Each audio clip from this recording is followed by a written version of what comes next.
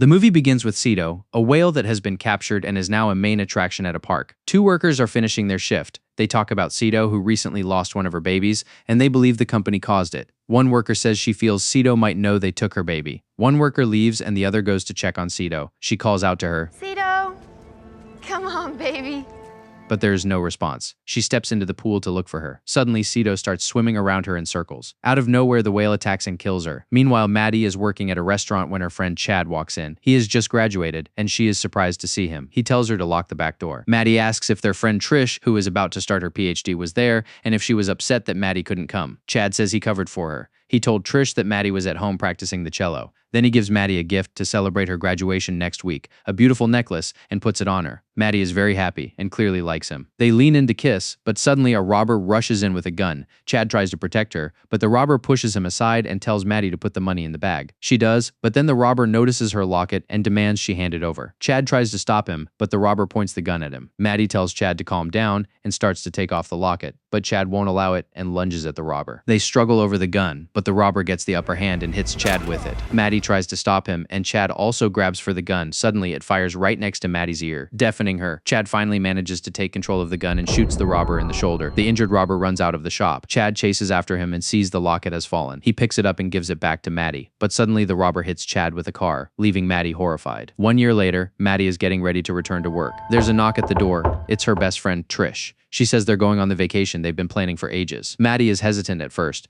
but Trish says everything is already paid for, so she starts packing. Maddie finds old photos of her and Chad and remembers their time together. Trish comes in and comforts her. Maddie decides to go on the trip. Trish notices that Maddie's cello is covered in dust and a string is broken. She's quit playing. They arrive in Thailand for their vacation and enjoy time in the pool. Trish shows Maddie her new phone, which she bought with money she earned as an influencer, and shows her that it's waterproof. They go to the beach and Trish checks out a boy. While buying souvenirs, Trish buys a whale-shaped keychain, then reveals she booked tickets to see the whale. Ceto, apparently Maddie and Chad's favorite. They always talked about her, but Maddie isn't happy about it. Trish tries to convince her, but Maddie says she doesn't like seeing animals kept in captivity. Ceto should be in the open ocean, but the company keeps her trapped, and buying a ticket to her show only supports that. Trish apologizes and says she'll cancel the booking. On the beach, Maddie sees Trish flirting with a boy and goes over. Checking out the brochure for Ceto's show, the boy named Josh says the company that keeps Ceto captive is cruel. Trish agrees with him. Maddie points out that he's still advertising the show. Josh takes the brochure and tears it apart. Maddie sarcastically says that's a great way to hurt the company. Josh says if they really want to get back at them, they should come with him at night. Maddie is hesitant, but Trish is interested. That night, after partying, they sneak into the park, all heavily drunk. Josh leads them toward the pool and tells Maddie to go check out Ceto while he and Trish stay behind to fool around. Maddie stands in front of the enclosure, and after a while, Ceto comes to see her. Maddie is happy to see her. Outside, a cleaner is working in the park and tries to remove trash from the pool. Maddie talks to Ceto, feeling sad that she's trapped here. Suddenly, she hears a splash, and Ceto swims away. She turns around, and when she turns back, she sees a dead body. She runs. Outside, another guard also finds a body. Maddie finds Josh and Trish and tells them what she saw. Just then, a security guard spots them. They run as the guard chases them, but they manage to escape. The guard reports the cleaner's death to his boss, who orders him to get rid of Ceto. The next morning, Maddie wakes up on the beach. Josh and Trish say they have a surprise for her. Josh takes them on a jet ski to a secluded island. Maddie finds the beach beautiful and asks why it's so empty. Josh tells her something happened there long ago and the place became known as cursed. Trish is taking pictures. Josh asks if she's an influencer, and she says yes and will be until she finishes her PhD. Josh takes her phone and puts it on the jet ski, saying that's enough screen time for her. Trish asks Maddie for her own phone, which she's brought along sealed in a plastic bag to protect it from water. Josh asks Trish to go for a jet ski ride with him. Maddie rests on a floating mat while they ride. Suddenly, they hit something and fall into the water, and Trish loses Maddie's phone in the process. Maddie gets scared and starts looking for them. They swim up, but can't figure out what happened. Maddie asks Trish to climb onto her floating mat. As Josh swims toward the jet ski and climbs on, a whale suddenly attacks him, throwing him back into the water. He tries to resurface, but something is pulling him down. He manages to come up, and the girls call him over. He's about to grab their hands when the whale pulls him under again. Horrified, they watch the water turn red with blood. Maddie says they need to get to land. They slowly start heading for the nearest rock, but the whale returns and sprays blood on them. Terrified, they keep trying to reach the rock. They're almost there when the whale pulls them back by a rope attached to the mat. Maddie pulls the rope out of the water. The whale circles them, and when it surfaces, its massive size terrifies them. Maddie says they need to swim to the rock once it passes by them, which gives them a head start. The whale swims toward them and passes underneath. Trish jumps off, but Maddie can't because her ears hurt from her hearing aid. She falls into the water but manages to climb back onto the mat. Trish swims toward the rock with the whale right behind her, but she just barely makes it. Maddie apologizes for not jumping with her. She throws her bag to Trish, who pulls it out of the water. Trish tells her she needs to jump the moment the whale resurfaces. Suddenly, the whale pulls the rope and deflates the floating mat. Maddie jumps and swims toward the rock. As she tries to climb it, she steps on a sea urchin.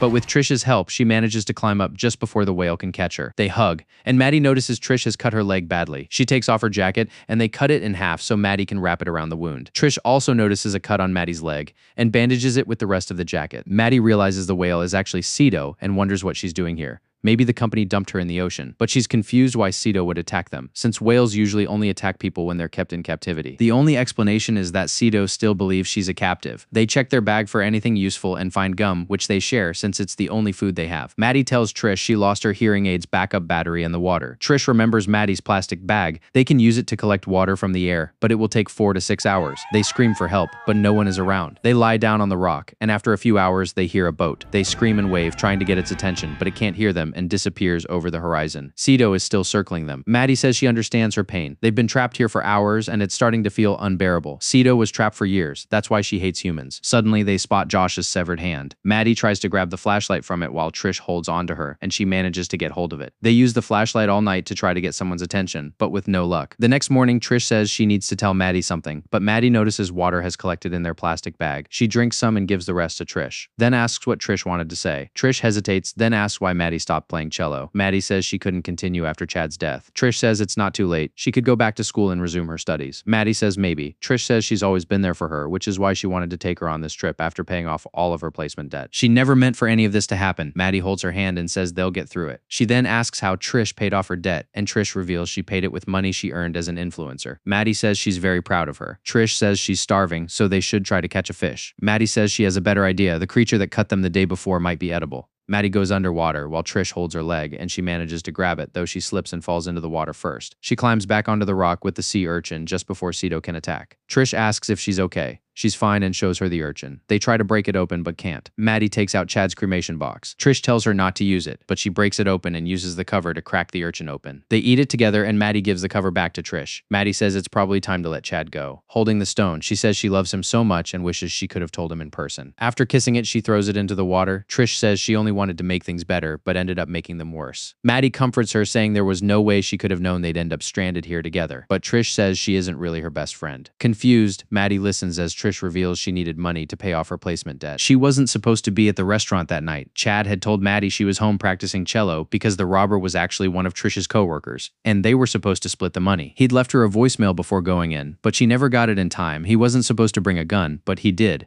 And that's how the accident happened. That's why she left Maddie when she needed her most. Shocked, Maddie starts to cry. Trish tries to comfort her, but Maddie is furious. Trish says she wishes she had taken the call that day, but Maddie says Trish took Chad from her and deserves every bit of the guilt she feels. Trish keeps apologizing, but Maddie removes her hearing aid so she won't have to hear her. Maddie falls asleep and dreams about her time with Chad and his death, then suddenly wakes up. Trish asks if she's okay, but Maddie is still angry with her. Trish says she'll make it right and comes up with a plan. Maddie should swim to the nearest rock while Trish swims for the beach. Ceto might get confused and not attack either of them. Trish heads into the water, but Maddie can't hear her since she's removed her hearing aid. When Maddie realizes Trish is in the water, she puts her hearing aid back in and calls for her to come back, but Trish says she's going to make things right. Maddie says it's fine, she's not mad anymore, and tells her to swim back. When she sees Ceto approaching, she warns Trish to hurry as the whale swims after her. To distract Ceto, Maddie jumps into the water, and the whale changes direction toward her. She climbs onto the nearest rock just before Ceto can reach her. Trish also makes it to the beach and is relieved to see Maddie reach the rock safely. Suddenly, they hear a plane overhead and scream for help.